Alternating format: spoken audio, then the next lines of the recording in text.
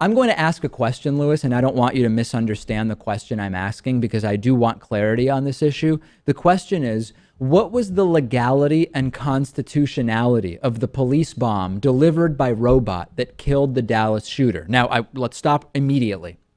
My question is not, did the Dallas shooter need to be neutralized because he was killing police officers like he was in a video game? That is not my question. The answer is yes.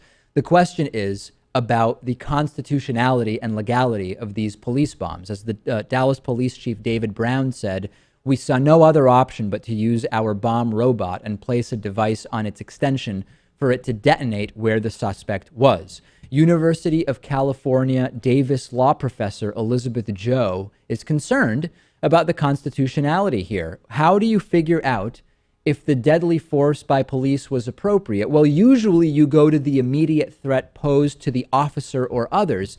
But if we are talking about a robot and the police may be far away, how does that compute? When it comes to reasonable deadly force by a robot, what is the legal framework? And there's another sort of PR problem here, which is that these robots are often used to bring cell phones to someone holding hostages in order to get them on the phone with negotiators.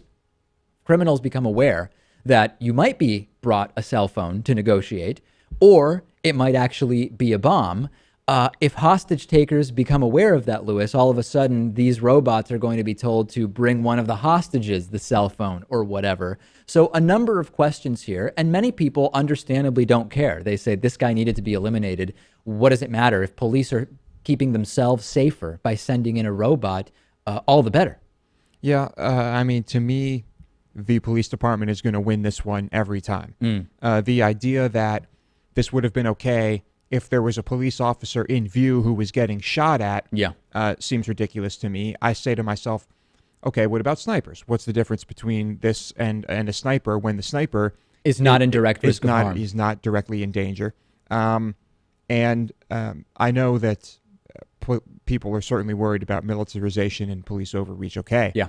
In this case, I don't see anything wrong with this, or I don't see anything illegal about it either. Now, as far as this being the first time police have used bombs in these situations, this isn't true. Back in 1985, police moved in on a house controlled by MOVE, which is a black liberation group, which had boarded up windows and fortified, created sort of a rooftop bunker. They were possessing firearms illegally. Police arrived with arrest warrants for 4 residents of the house, ordered them to come out peacefully. Eventually, it turned into a shootout, and ultimately, there were actually bombs dropped. And here's just a little bit of a report of this by Judy Woodruff, more than 30 years ago at this point.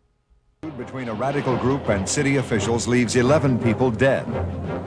As the mayor of the city, I accept full and total responsibility for decisions made.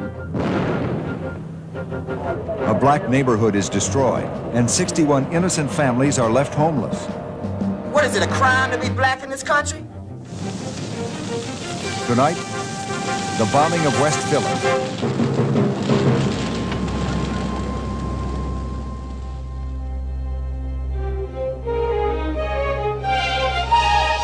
From the network of public television stations, a presentation of KCTS Seattle, WNET New York, WPBT Miami, WTVS Detroit, and WGBH Boston. This is Frontline with Judy Woodruff. Good evening.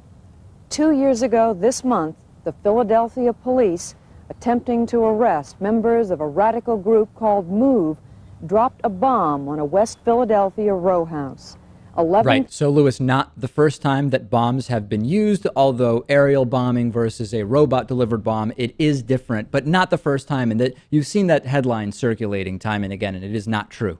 Yeah, not the first time, not even close. This is a much better option. Let's be clear about that, too, other than aerial dropping of bombs onto residential neighborhoods. Yeah. That one is a disturbing example. Send me your thoughts on this. Send me your thoughts if you have a legal opinion on it. Send me your thoughts if you have an opinion in terms of what is it that needs to be considered in terms of the risk to police officers, etc. This is going to be discussed. It's just one of the many stories that has stemmed from this horrific shooting of police officers in Dallas.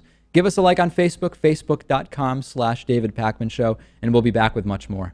GameFly is sort of like Netflix for video games. They have over 8,000 new and classic games for Xbox One, Xbox 360, PS4, PS3, Wii, and a bunch of other platforms. And you can play as many games as you want for one monthly fee. And if you find some games you want to keep, you can buy them for a low used price. There's never any due dates or late fees. And our audience can get a free 30-day trial at gameflyoffer.com/TDPS. The games are shipped directly to you with return envelopes included. There's no contracts, and you can rent games through the mobile app. Get the free 30-day trial for the David Pakman Show audience and support our show by going to gameflyoffer.com/TDPS.